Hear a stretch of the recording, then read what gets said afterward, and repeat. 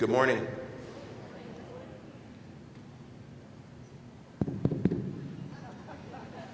Good morning.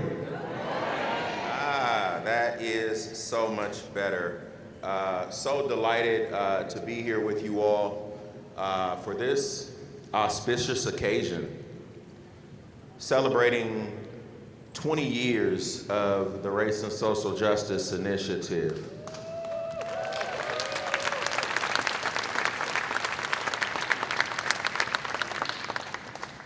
I certainly think it's something to celebrate, particularly thinking about the amount of colleagues calling me from across the country who are in areas and regions, and not that it's not happening here in varying degrees, where we're watching what I'll call the autocorrect of colonization play out as DEI work is being extracted, as folks are pulling out on the work, and people are literally scrambling, trying to figure out what to do. It's no small feat that here in the city of Seattle, we were able to get the Race and Social Justice Initiative into code after 20 years.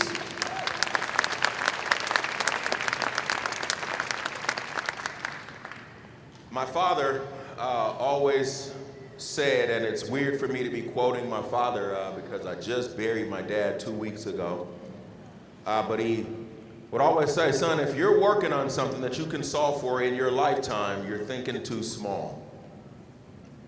And the work that we are certainly embarking upon and are engaged in is the work and a legacy of work that's been going on forever. And we would be remiss not to pause and celebrate the legacy and the great work of so many folks who have come before us. I think it would be easy for myself and the current team who are able to get this ordinance pushed across to feel like, look at what we've done. I think the mistake in that is failing to realize that there is always buildup before there's breakthrough. So you've got to turn around and realize that just because you came and were able to kick the door down, there were hundreds of people behind you, right, who were already chipping away at that very door. And so we want to pay homage to all of the community members and community leaders and folks who work for the city of Seattle, who have fought hard, who've advocated. And now we can do the work of thinking about what we want to do to take the eye off of that RSJI, because it's not an initiative anymore.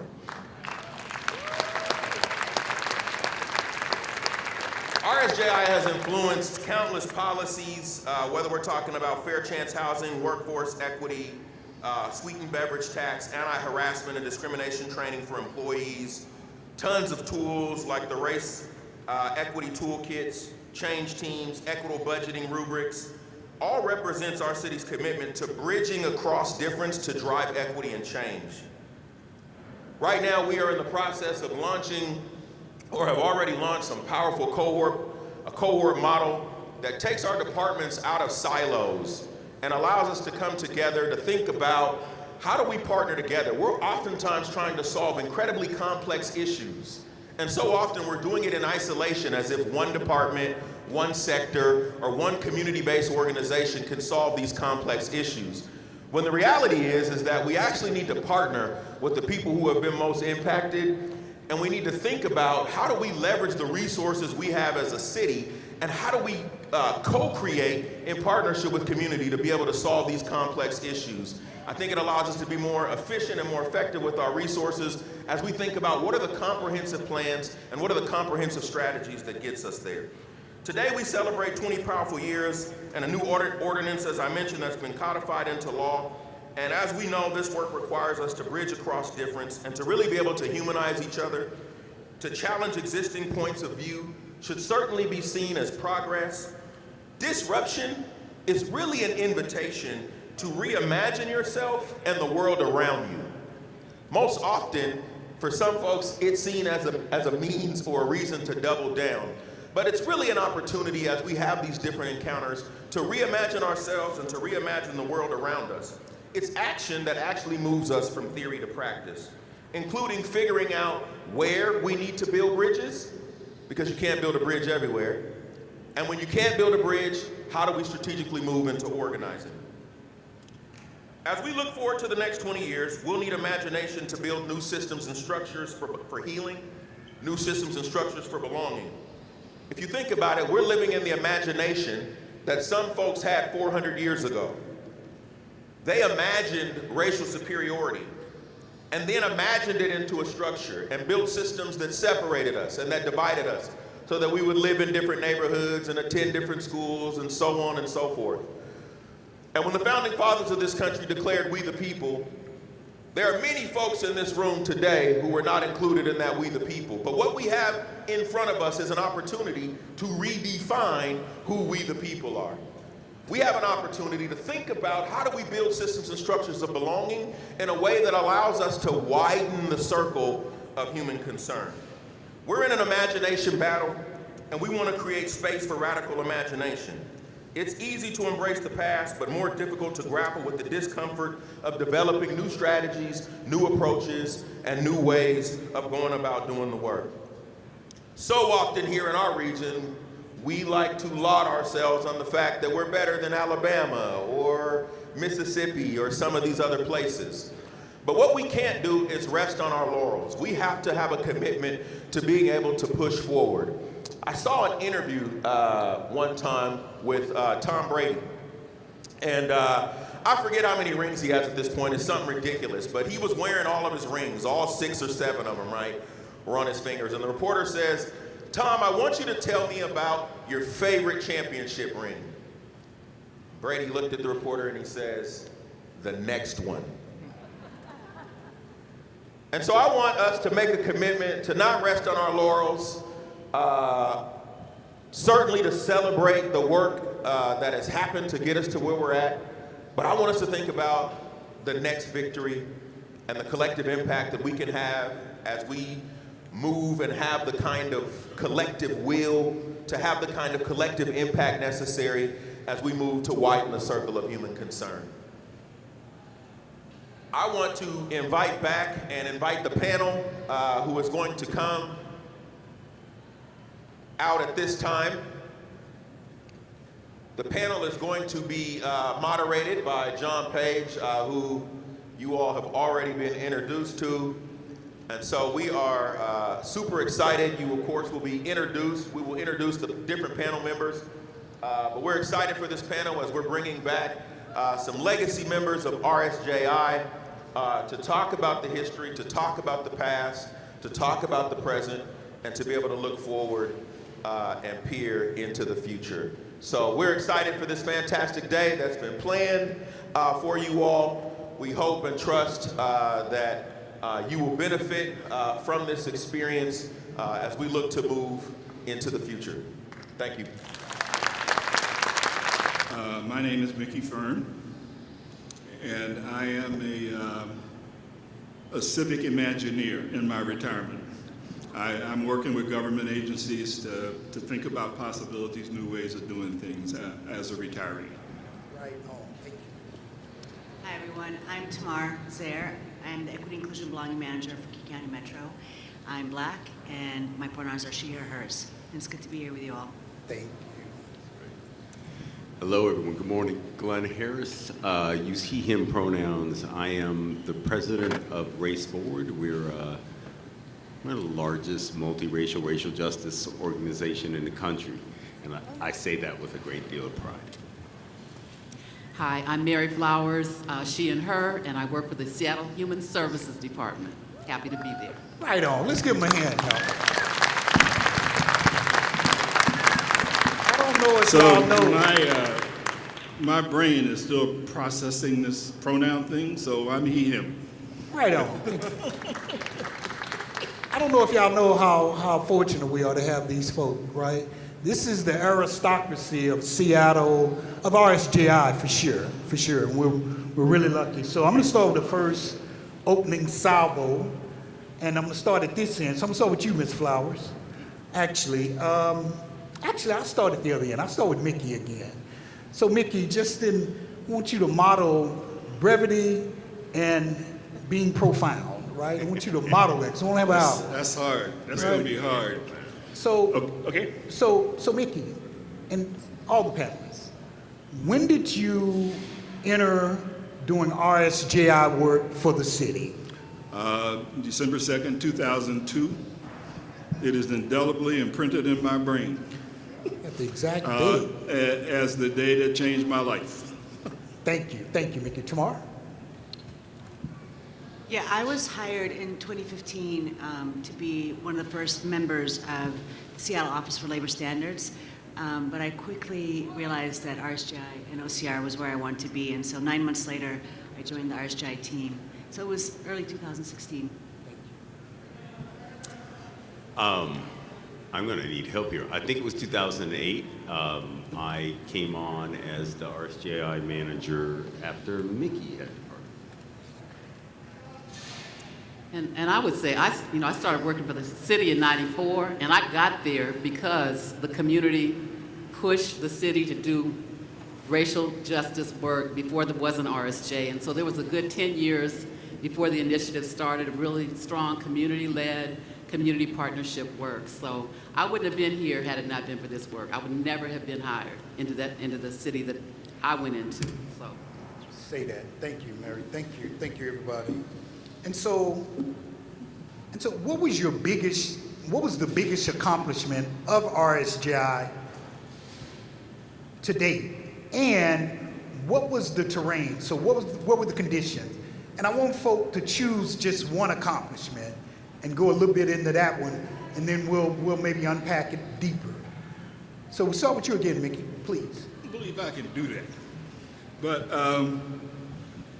first of all, and I'm violated just to say this, the person I am as a result of being a part of the Race and Social Justice Initiative, I am so much better, smarter person, understand organizations, so I could count that as a success. I could count that as that being the metamorphosis that created the new McGee that went to the National Park Service and things after that. All right. Boy. Well, I guess I'd have to say, when I was offered the job, and when Greg Nichols said that we want to end all forms of racism in the city and in the workforce, and people seem to think that you're the person who should be able to do that. And I go sit in a room and I'm going, what the hell am I supposed to do? And are they going to fire me if racism ain't gone by the next fiscal year? And I had a whole lot of questions. But one of the things that I've always done in the city of Seattle, and I've had 3 ill-defined jobs. I was director of innovation for the city of Seattle. I was director of the neighborhood leadership program that sort of reoriented the whole neighborhood thing, and then the Race and Social Justice Initiative. The first thing I know I need to do is surround myself with people who love me in doing something like this. So there were people like Robert Nellens and Glenn and a whole bunch of other people. I put those people around me because I knew I didn't know what I was doing, right? And I needed them to keep me sane. But then we created a core team for the initiative. We created a core team for the initiative with representatives from every city department from various levels and structures and functions, and we created a core team. I have to tell you the story. I go to Tim Cease and Greg Nichols and say, I can't do this work without a core team. And they say, so what do you need? I said, I need $15,000. They said, Mickey, we just reconciled the budget. We can't make no changes. I can't give you $15,000. Could you imagine? But the homeostatic state of the organization of we don't make changes after the budget date, I said, well, we might as well quit. let's just let it go.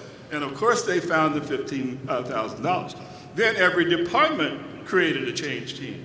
So I think the greatest success that I had was creating the architecture and the culture and the community that created the foundation for what Glenn and Julie took on after that. And Tamar, so what was the greatest accomplishment of RSJI to date?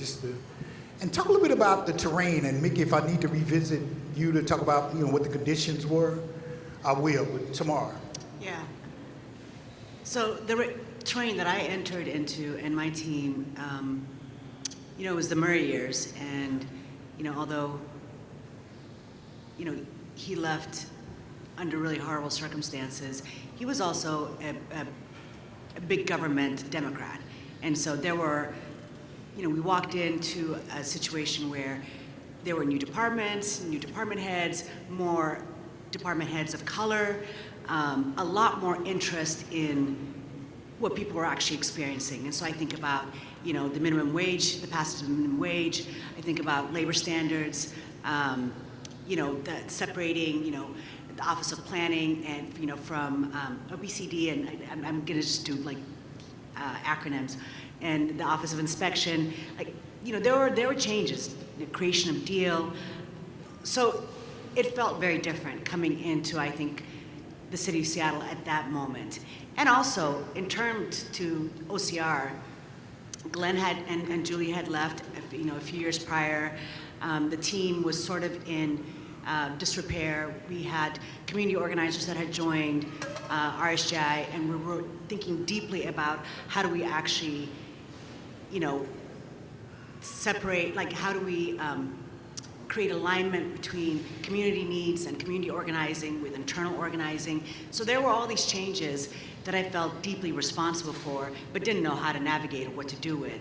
And then I got invited to People's Institute for Survival and Beyond training, and although I had been doing racial justice work for a long time, I had never experienced anything like that. And the second day when we did internalized racial oppression, for me, was the most profound experience that I'd had in doing this work up until that moment. And so we got this idea, like, what if we started to actually talk to our city folks, our brown and black folks, about what is internalized racial oppression? What does racialized trauma look like? What does it look like to heal? How do we bring some of our, how do we make the workplace responsible for the harm it's causing us? And what does it look like to attempt to heal from it? And so that was really our contribution to the RSJI canon, was that we developed a day-long class around internalized racial oppression. We credited the People's Institute for it.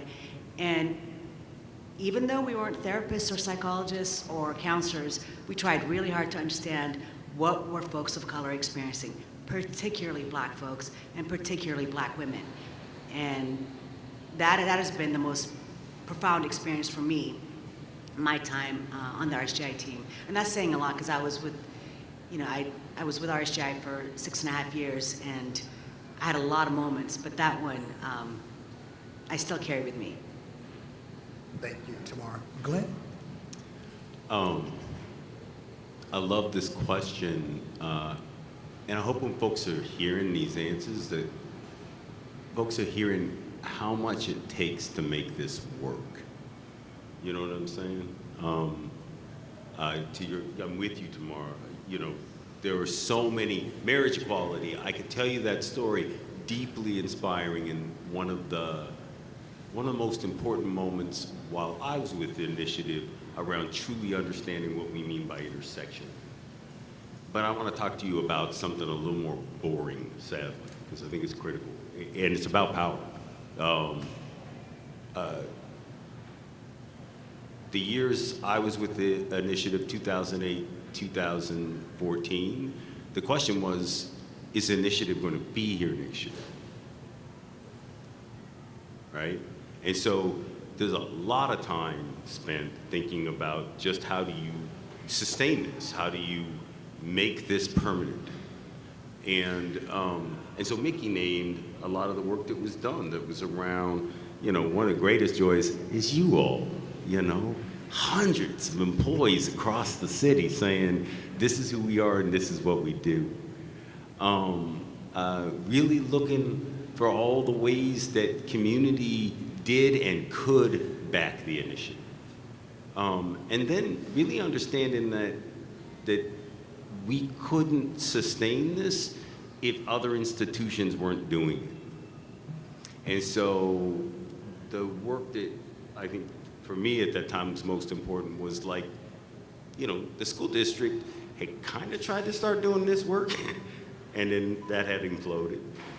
The county was just thinking about it, and so we really made this concerted effort to try to get every institution, every governmental institution, in the city and ultimately later in the region to join us. And again, not out of some sense of like kumbaya, but out of a sense of power, right? Like just cold-hearted, calculated. If all of us are doing it, they can't get all of us to quit doing it. So that's what I would share. I'm gonna drop a whole lot of names this morning, but I would say that in terms of the accomplishment is that it did go citywide. The initiative went citywide, and that is no small feat. And in going citywide, they got the commitment in writing. And most of us work for the city. You know, if it's not in writing, it didn't happen. And so that was critically important. That was so important. But to go back, and I have to go back to like the 90s, 92, 90. There's a woman, Theresa Lanier. I'm gonna say her name, Theresa Lanier. She was a community member, and she was contracted with the city around early childhood education. And it's a struggle if you're in community trying to deal with this bureaucracy. But there were people in the Human Services Department that she had a relationship with, and she encouraged them to go through the People's Institute Undoing Racism training. And that was really, I think it really changed the game in terms of, number one, a community member telling the city what to do. That was number one. And then we had a director, Vin Knox. Julie Nelson worked in the Human Services Department. We all worked under Vin Knox. She was a director, a black woman who had such grace and such strength to be able to take hit after hit after hit for over a decade. And in taking those hits, making sure that the staff had an analysis of racism. In 92, 93, 94, nobody was trying to hear that. And so she stood her ground. She stood, I mean, the press, the media, they drug her through. People tried the lawsuits, everything. She weathered that storm through 3 administrations. But what helped her to weather it was that she made sure not only staff had an analysis, but that the community had an analysis. She encouraged staff, not overtime, not on paid time, but if you go into community, what can you bring back to make our work stronger? Had to deal with unions around that because the implication was you trying to get people to work for nothing.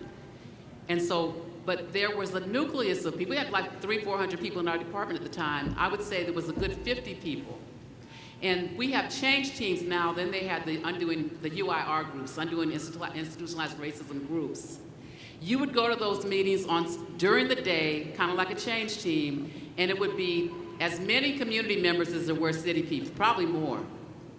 And then those UIR groups, they sprung up at United Way, county, a number of agencies. Probably over the course of 5 or 6 years, there were 20 of them, 20, 25, and then they started a coalition. But that work was being led in the city, also in the Department of Neighborhoods, when Glenn came and Darlene Flynn and many others. I'm going to leave a lot of names out, but those names need to be told. They were doing work, and it was really internal. And Glenn you came from Western States. You just didn't drop from the sky. He had been doing work at Western States in Portland. And so there were people organizing in community here who benefited from the work at Western States. So people didn't just drop in and they weren't doing it. People were doing work before. And so when he went to the Department of Neighborhoods, he, Darlene, and many others, they were doing, it was internal for the most part, but he also had relationship with community, more of an engagement relationship. But I think what was really critical was the partnership. So it got to the point where it was so strong, and families came together. Families said, and I'm talking about black families, brown families, and also white families too, but black and brown families were saying, what's impacting us? It was the juvenile justice system and the education system was kicking our behinds and our children's behinds. And so people organized. That's why they started doing, they didn't start doing work in the school district because they thought it was, oh, let's benevolent, let's do this. It was a push. One time, 100 white people went to the school district, only white people, and checked them on their racism. You know, and that was shocking. No people of color, no black folks, it was all white people. But we had such a tight relationship where our Janet Preston, about 3 months later, because they were bragging about they went and did that. She said, well, you went there and you didn't get what you asked for. If you would have been going there for your children, you would have stayed in the game. So even though they did that, there was accountability, right? Janet didn't work for the city. She worked in the community. And so it got so strong. So Mickey, I don't know if you ever knew this, but the reason that Greg Nichols found that it was important was because at that point, a decade of work had been going on in the community around anti-racist work.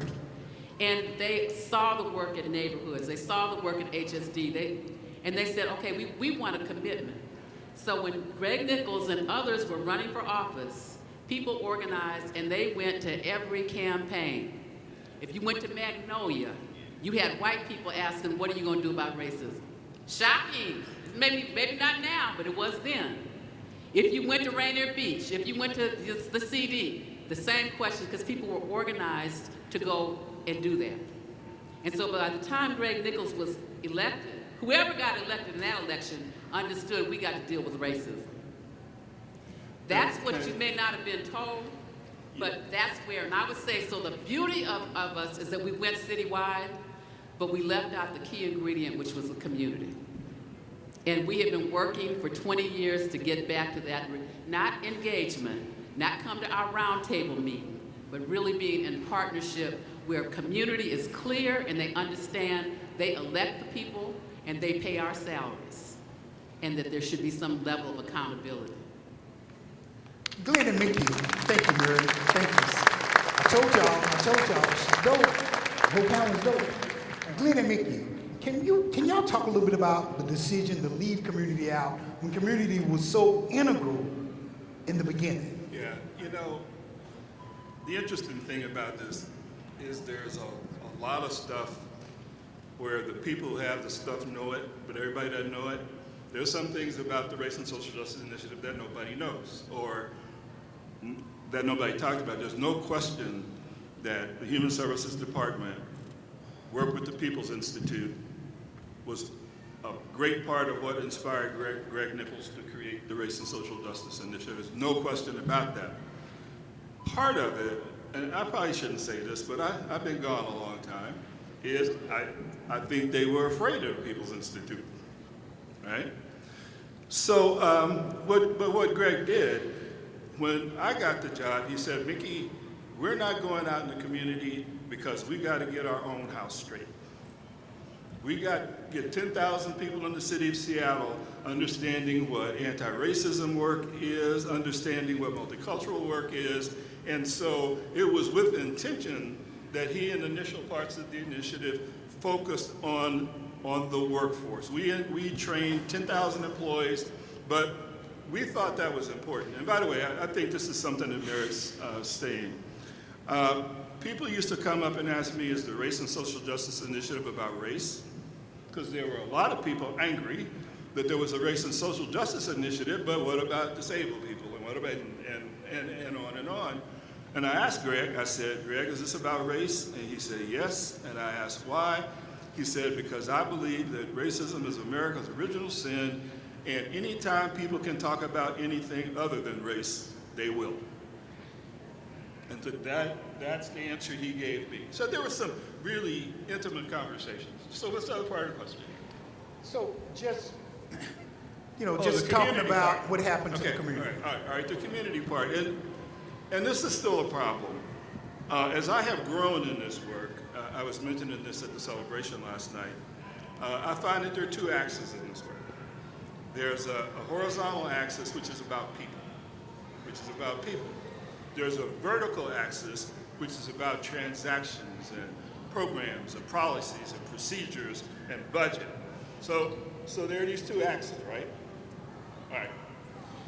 If you look at the history of this, if you go back to the hunter-gatherer society, when a tribe encountered another tribe, they had to make a decision. Am I going to eat them or are they going to eat me? Right? That's based on human nature. The culture, the sort of cultural and ethnic conflicts are based on human nature, because this is how human beings are. When they're afraid, they get selfish, territorial, defensive, become prisoners of routine, and find the easy way to solve the problem. That's human nature, right?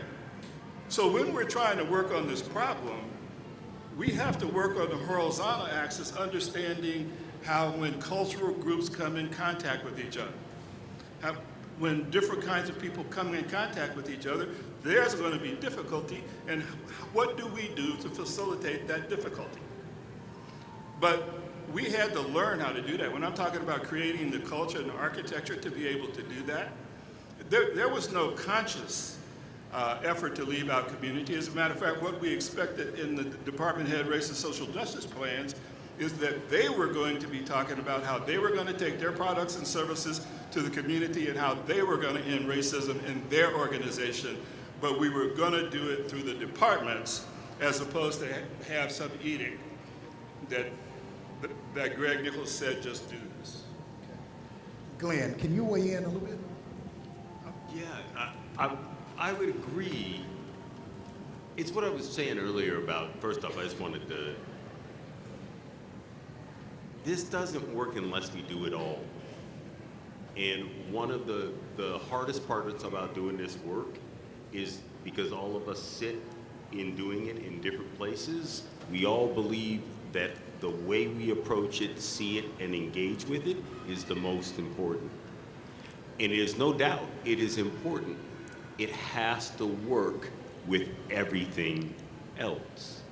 And I think we do ourselves a massive disservice when we pit these things against each other because they both have to happen. There is no doubt that government employees, then and now, do not understand what community control, what community governance actually means. So there's some real work for us to do to continue to make sure people have a better understanding, a possibility of the kinds of tools and opportunities that they might engage in to do that effectively. And there's absolutely no question that that resistance reinforces the very fact that they don't understand how to do it. And so I sit up here with a great deal of humility. We now work with about 400 plus jurisdictions across the country doing this. And they're all wrestling with this question. Because I know this is a surprise, but guess what? Government in this country wasn't set up to be democratic. Right? Yeah, I'll say that, my time with OCR and RSJI, the most painful thing was trying to figure out how to be embedded in community, be accountable, and continue to organize city staff to do what they need to do. And it was an impossible contradiction to navigate, to hold, to manage, and ultimately part of the reason why I left the city. So, Mary, I hear you, and I never could figure it out, how to do it well, and do it in a way that honored all the parties that were working so hard to change how our systems work. So Glenn, you mentioned power, and then Mickey referred to this hesitation around the People's Institute. And so I'm not sure if it was the People's Institute or that model and what was happening as a result of the People's Institute and that analysis and people getting a different sense of themselves, right? And so can folk talk a little bit about what that meant? And Mickey, you said, yeah, it wasn't a conscious decision, but everything we do is a decision, right? What did I say wasn't a Well, conscious? you said, I'm not sure if there was a decision not to, or to leave community. You said something. It was a conscious decision. It was a Oh. conscious decision to work inside the workplace, to get the things straight inside the workplace, because we thought if we went out there and we hadn't done our work, we would get killed, right? We go out there, we haven't done anything, they're going to be saying, what the hell did you do, right? Okay. So, yeah. So thinking about how each of y'all and then the administration was prepared to do this work, right? So what were, and we'll start, matter of fact, we'll start in the middle. Let's start with you, Glenn, right? How were you prepared to step into this RSJI work? I want to name how important the People's Institute is and not just here in Washington, across the nation, in really creating the first set of language within the context of organizing that allowed folks to both understand and imagine what it would mean to take action on structural racism. And here's the thing, there were other folks doing that work. And so internally to this, and I just want to name this because I get to now, I'm no longer in the city, which is if someone said they didn't want to work with People's Institute, we would say, great, we should work with Crossroads. And if someone said they didn't want to work with Crossroads, we were like, cool, let's work with Western State Center. They were all doing fundamentally the same work. And not surprisingly, in doing this work, coming back to power, is that if you do this work long enough, someone or someones will come not to like you. Maybe shocking, right? And so there's this constant need, if you're serious about progress, to be really clear about who's bearing the brunt in what moment and what time. And so for me, what I love about this conversation is like, not about, it's the power part of it. Like, are we being real about what it takes to build power? Are we being real about what it takes to imagine making our work sustainable? And it means being really strategic about these questions.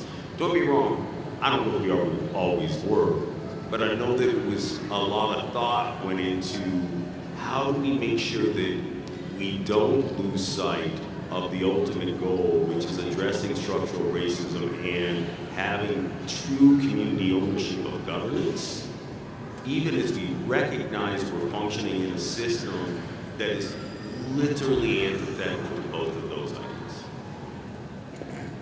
And I think, lots of mistakes made along the way, but I guess what I would like to say to everybody up here and out there is, oh my goodness, thank you.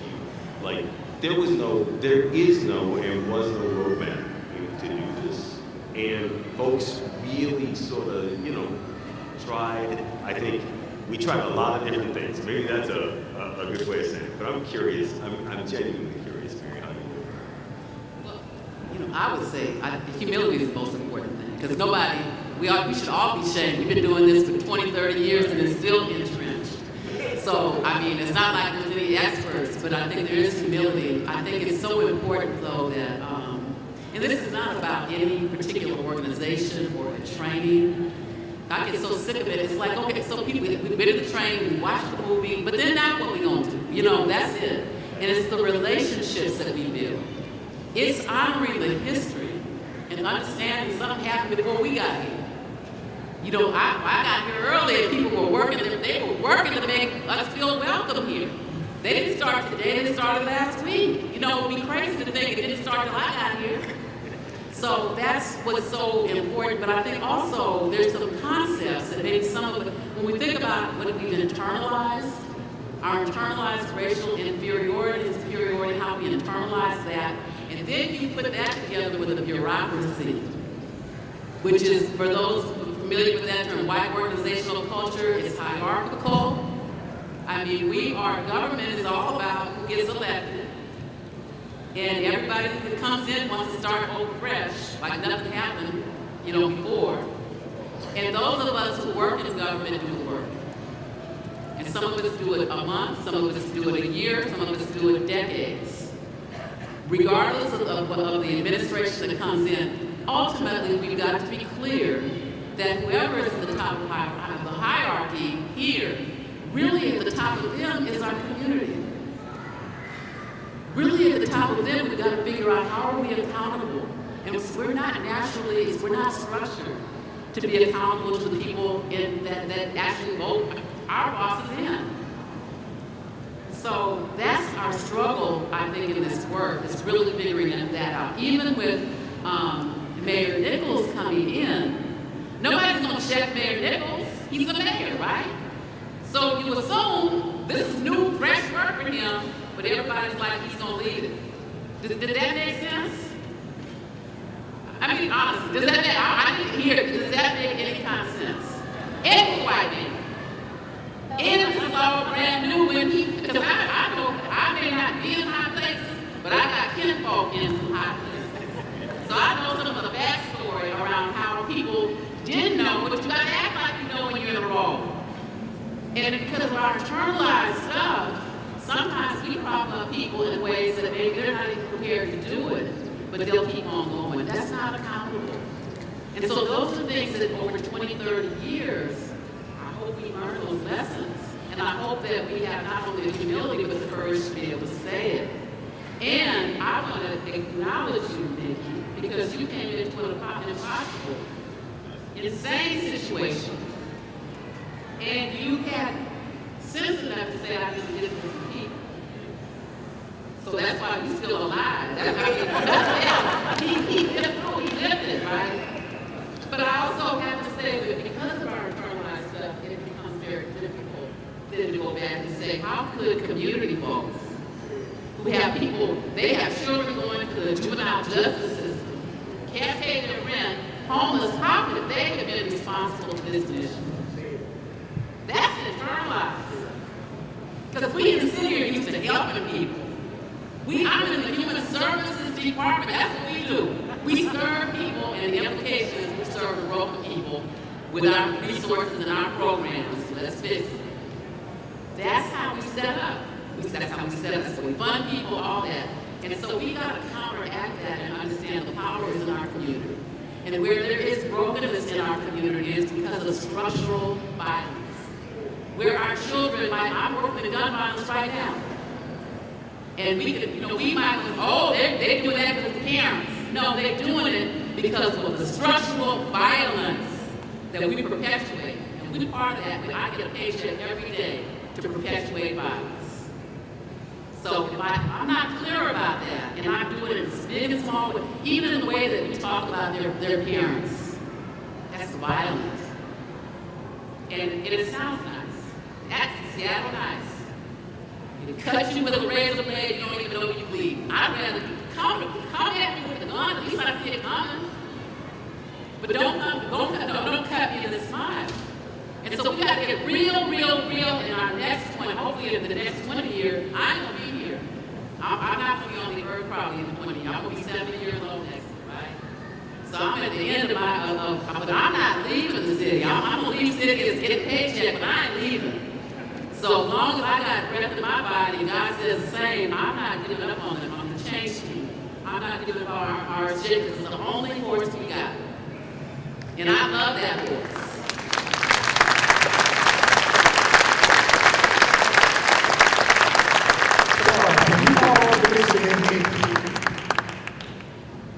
I can't believe you're going to make me follow here.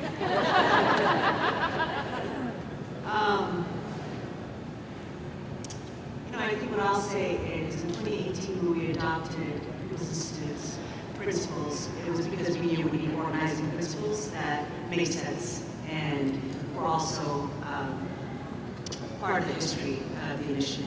And it was an incredible blueprint for being able to connect with every apparatus of city government. It led us to be able to sit down and talk to electeds. It was useful in talking to our judiciary. It was useful in being able to communicate with community folks. I think for me, the value was that it became a glue that was holding all of our conversations together and was simple enough that we all understood what we were saying. Of course we have to undo racism. Of course we have to have an analysis of power. Of course we have to build a network that works. All these things weren't magical statements or magic bullets, but it was a way of having a conversation that was much bigger than all of us and connecting us. And so that was, I think, a big part of how we understood organizing. And it allowed us to flow seamlessly between communities most impacted, communities organizing for racial justice, and our city folk. And it's really bittersweet being here with you all today because, following Seattle politics as closely as I have been, all the rollbacks, all the changes, all the, whether it's prostitution, whether it's, drug criminalization, whether it's homelessness. It's been so incredibly painful to watch how permanent so much of the work that we've done has been. And it's still the same folks suffering. You walk on 3rd Avenue, and it's still black folks that you see that are homeless. Particularly older black folks. It's still our young that are being imprisoned, and it's still our black and brown women that face prostitution charges. So it's been really hurtful to see how much the work has just been so fleeting.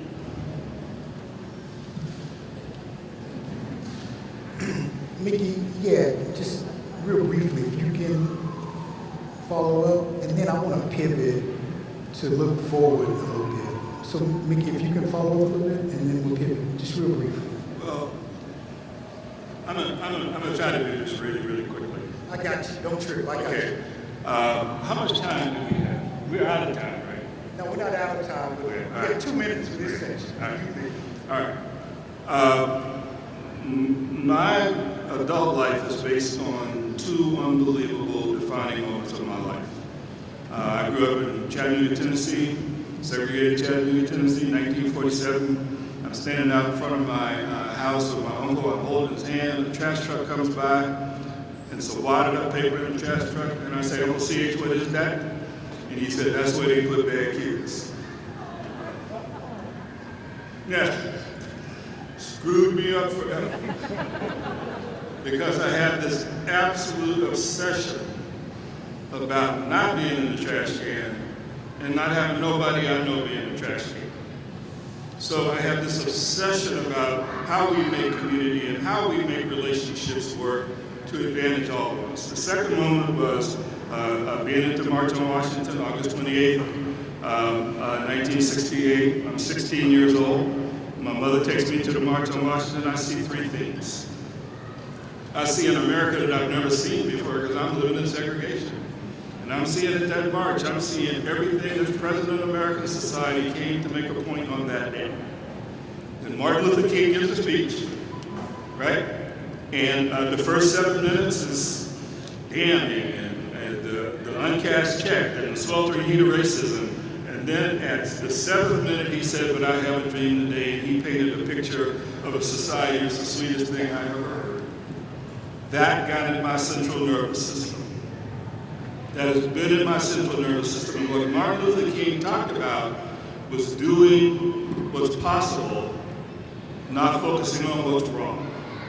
Now that doesn't mean we can ignore what's wrong and we can't call people to task, but I told Mary Nichols, I said, 2 things about this job. I ain't gonna try to convince nobody that racism is a problem, and I'm only gonna focus on what's possible as opposed to what's wrong. 2 years after I left, I was with Derrick up at Harvard. He was teaching a class. He asked me to come up, and I said, "Why did you hire me to do this job? I'm a Parks and Recreation guy. I do innovation stuff. I do community. Why did you hire me to do this job, right?" And he said, "Because we knew you had an ability to keep people, based on the work that you've done in the city, you had an ability to keep people together through crisis. And we knew that there was going to be a lot of crisis at the start of this initiative by virtue of just how complicated it was." And so that's sort of what got me here. But I have to tell this story. So I was Greg Nichols' troubleshooter, right? So I would go up to the office, and if there was a problem around culture or race, they would say, "Mickey, there's a problem somewhere, go do something about it." So I come in the office one day, and they say, "Why don't you go to Beacon Hill? There's something happening up in the community garden," right? And I'm saying, "What's going on?" I don't know, something about the white people trying to throw some people out of the garden or something, right? So I go up to the garden, and now this is one of the major gardens in the country. This is the example of a neighborhood garden. So I go up to the white people, I go, "What's the problem?" They said, "Well, look at that garden. They don't take care of it, they got no weeds, it's ugly, and we think they should be kicked out of the garden," right? Get this? Power, this is the way we've done it. I go and talk to the Vietnamese people and I say, "People seem to think you're not taking care of your garden. They say we've been doing this for 5,000 years. The sheep grows, it moves, it goes back into the soil, it decays, right? Now see, that's the kind of racist social justice stuff that people don't necessarily think about. That just destroys racism, and there's no question. And by the way, I went to the People's Institute after I took the job, and I was hit in the face, because I'm one of those, I just want everybody to get along. That's how I am. And I was hit squarely in the face with the fact that, like Lynn said, if we don't solve that problem, we don't solve this problem. But the initiative is complicated. It's not just about institutionalized racism. It's about us learning how to grow culturally and ethnically and build community and work together. It's about all of that stuff. Right. So,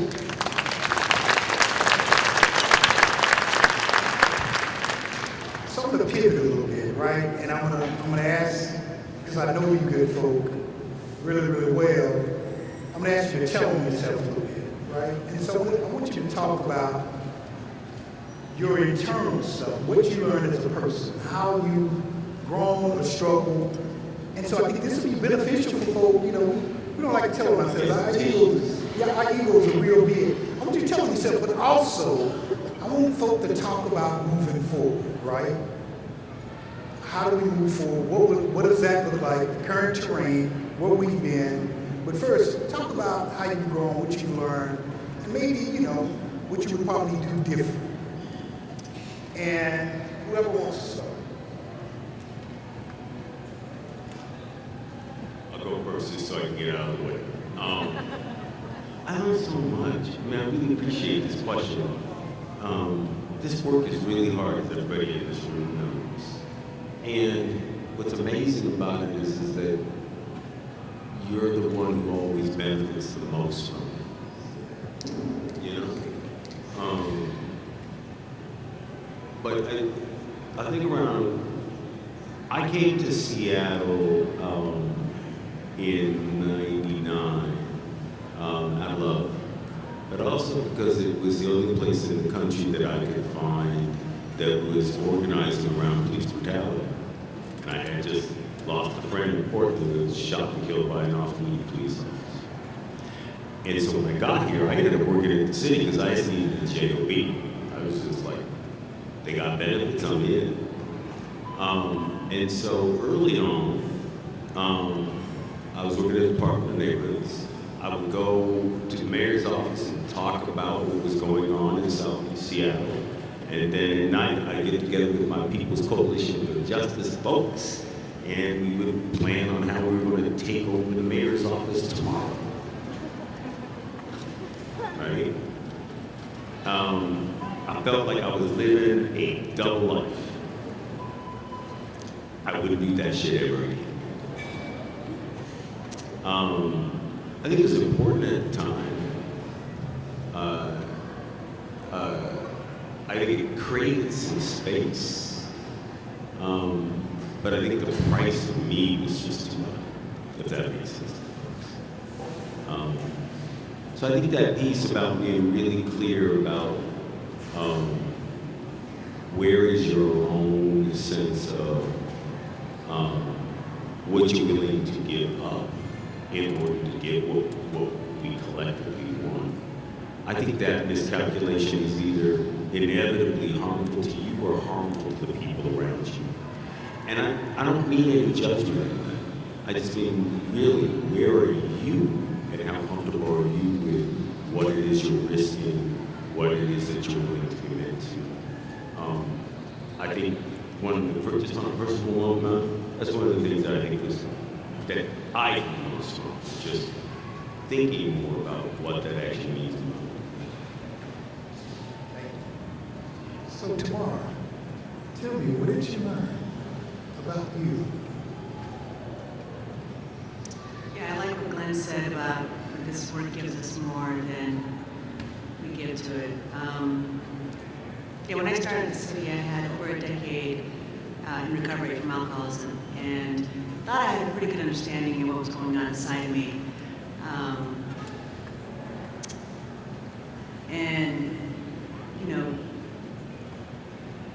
Doing racial justice work, particularly in government, I felt like it turned me inside out. And I've spent a lot of time since, in therapy, doing spiritual work, nervous system work. And what I found is that I can't do this work and be effective. And I just mean effective as a practitioner at the craft of it without being fully embodied.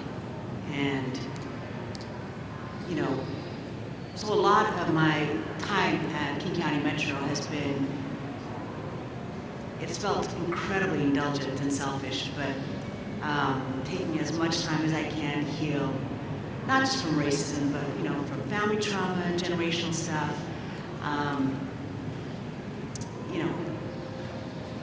trying to heal my relationships, myself and my loved ones, particularly my kid who's 22, and just really believing that even as a Black woman in this world that wasn't designed for me, that I also deserve healing and self-love and to be able to take care of myself.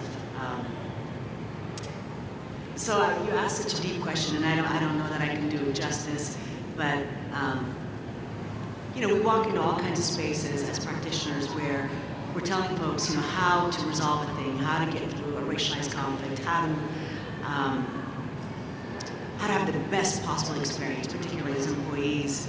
And they're watching us the whole time. Are you healed? Are you transformed? Are you working on changing yourself? Because that's all we are, inside an organization. We're just a collection of individuals that are trying to do our damnedest to survive and take care of our families. And so now today, racial justice work to me means, particularly for folks of color, taking care of ourselves and healing and living the best life that we can and loving ourselves and loving the people that we're charged to love. And I think that's the only way change can actually happen. Right on. Nikki, I want you to follow that. Just, how did you change? What did you learn about Mickey and you have grown and what did you learn? Well, first of all, I didn't say something about the garden because in the spring when I went up to the garden to look at the garden, you saw the cultural influences of everybody in the garden and everybody else's garden. And ain't that what diversity is about? It is understanding how to learn and grow from people. So I'm seeing collard greens in the Vietnamese garden, and I'm seeing jicama in somebody else's garden, which means those people have come together and start talking to each other, and that's about building community. So I got two stories to tell.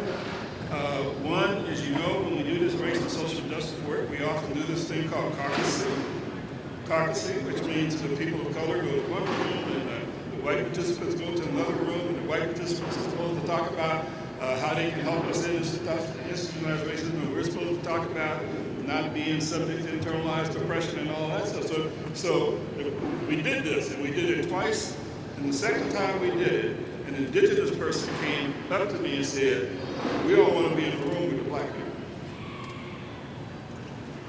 Now, what I did, right? What you mean you don't want to be in the room with the Black people? They said, "We don't want to be in the room with the Black people because they think they own racism. And they think their understanding of it is the only understanding of it, and we don't think that they hear us. We don't think that they hear us." I'm telling a story. I'm not offering an opinion. I'm telling you a story. All right? The other, and I hope I'm not violating their privacy, but Malia Earhart, who worked in DHS, she was on the core team. She was from Cambodia. And we went through some kind of poignant exercise, and she came up to me and she said, "Mickey, I saw all the males in my family killed in front of my face. What'd I do with that?"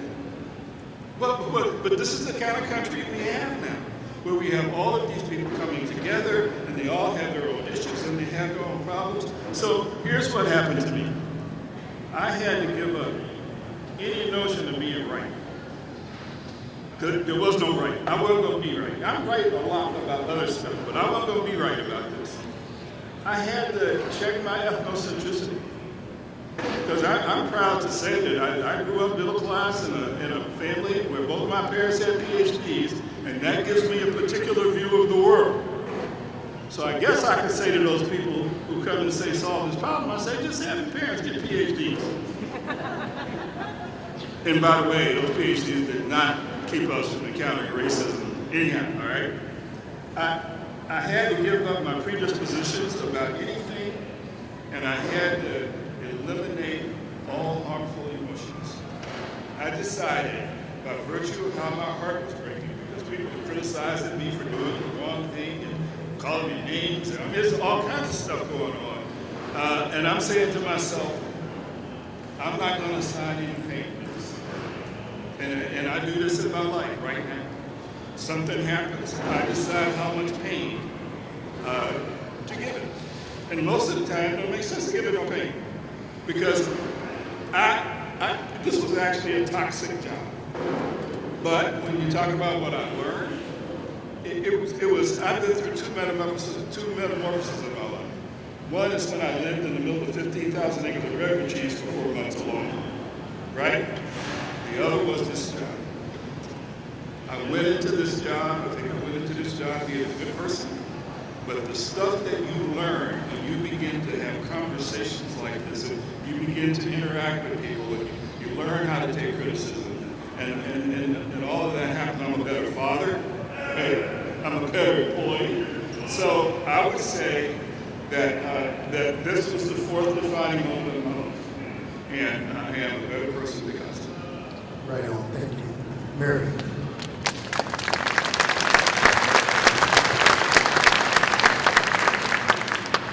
I think for me, Ben Knox gave us permission to really bring all of who we were to the workplace. So I think I took it very personally because I was raising black children, and through this, in this city, in this school district, in this justice system, and so this work was like, I think it became very, very personal for me. Probably too personal. I don't know if I can't imagine doing it when it's not personal, but, and with that came a lot of anger, I would say, a lot of anger, a lot of disappointment, and I would say a lot of that anger I have directed at black men because I had such a high expectation of black men to lead, and also an understanding of how black men are treated in this system. And so there was also the desire to protect. It's like crazy, it makes you crazy both ways. It's got all this love and then all this passion and all this disappointment and all this pride. But then I have to look at myself, what is empty in me?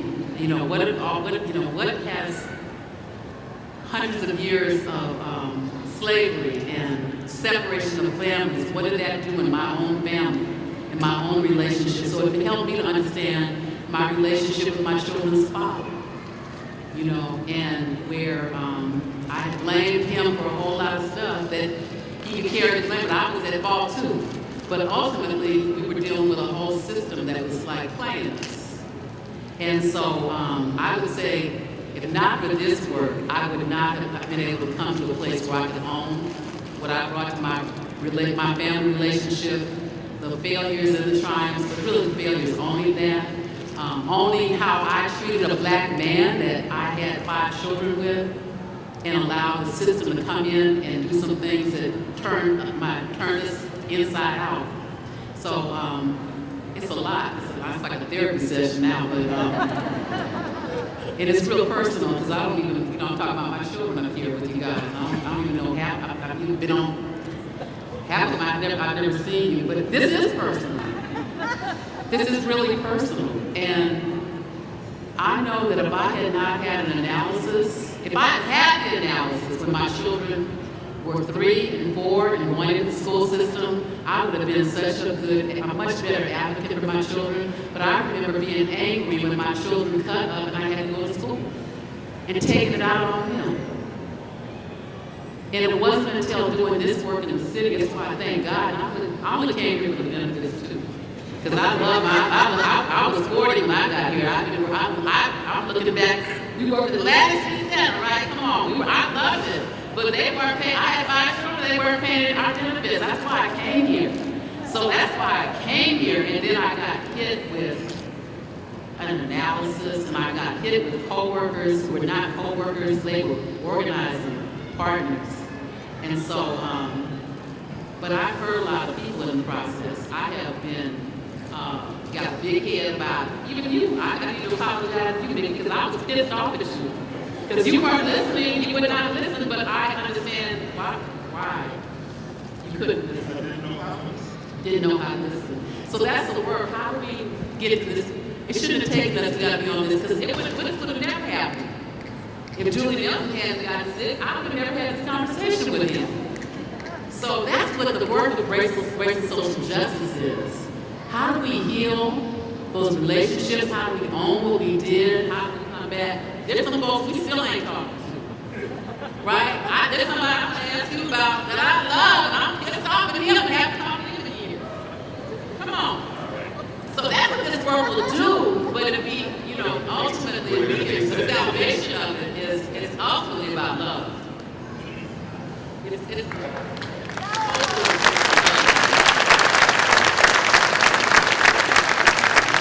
About 5 minutes left, and you didn't do it justice. I grossly underestimated time. Because I wanted us to have rich conversations around looking forward, right? What we go through here? Let's start let's start with Tamar. Come on.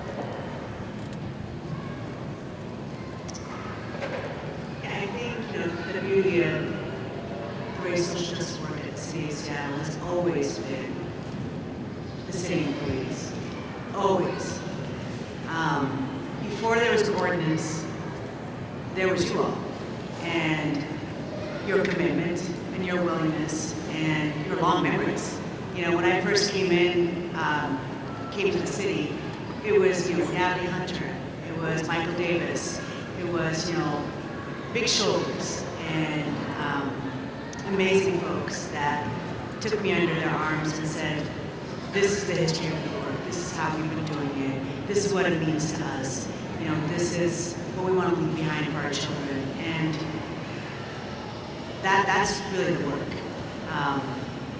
At the county, that doesn't exist. It's not at all like at the city. It's a much more sort of institutional fiction. But here it's real. And, and so many people have a beautiful analysis around what they're experiencing and what racism means. But that's just not enough. It's the organizing, it's the coming together, it's the fighting together, it's understanding how power is functioning.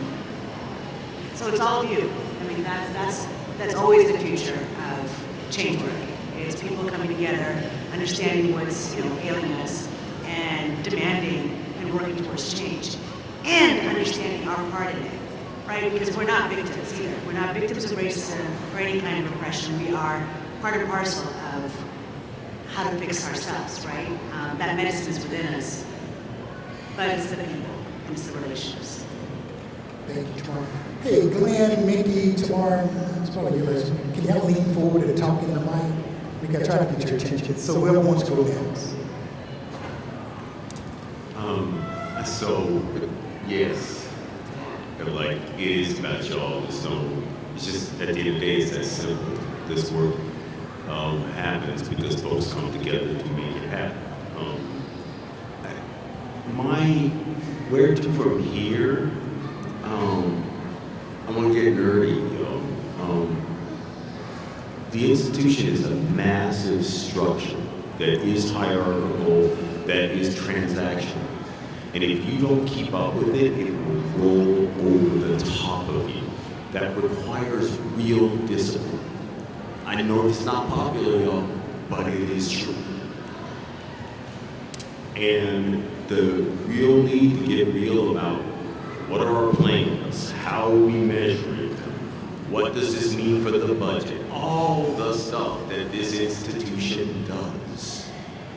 Our work has to align, and if I'm honest, trump it. Can't even say trump anymore. But folks with me, so that's what I would name where to from here, not losing sight. There's so much to do. Like I mean this with so much love. This, the hard work, the head work, right? There's so much to do. But if we lose sight that this institution is held together by a structure that has been rolling for, you know, a couple hundred years, we can't win. And so that's my piece. That's one piece that I would want. Mickey, please. Well, I'll tell you, Get a little closer to you. I'll tell you what I'm doing with my life as a result of this. By the way, after I left here, I was invited to be deputy director of the National Park Service, and I thought, well, I can take everything I learned in Seattle and just go into the National Park Service, hit the ground running. Now realizing that the National Park Service is the most racist, patriarchal, military organization that there was. So I went and got killed again, and I left the National Park Service when somebody said, we got Mickey fatigue. Now, and I have a problem with it because I'm going to change agents and I'm always around to see who we're looking at. All right.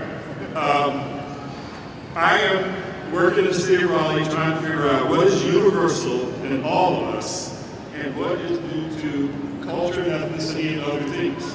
Because there are things that happen to us as human beings, and there are things that happen to us based on our ethnicity and culture. So I am working on this project called Guide to Living Powerfully in American Society. I am working on a program in Raleigh for 25 to 11th graders that represent the diversity of the city. And we're going to put them through a year out of school and helping them understand how to live their lives as a work of art, to approach their lives creatively and innovatively, to eat, to have relationships. We're going to mobilize the community and co-create this experience and invest in those children so they don't have to take the same path that other people took. And this is more about communities in general, right? But it all comes from that whole notion of belief. Thank you, Mickey. Mary, you took So just real quick, I want to say I had the pleasure and honor of seeing Natalie Hunter on her last day of work the other day. So I want to really shout out to Natalie. And I'm saying that because she was leaving and I was thinking, oh my God, what's going to happen, right? I'm going to leave too. But I'm also looking at Michael in the back of you, Michael, you raised your hand. There's some people, and everybody in every one of these seats, some of you are new. I'm looking at folks I do work with that I do know. And they're young and they're coming in. And so the future of this work is really going to be on the folks that are just coming in. And the fact that you are here today means that you want to do some work.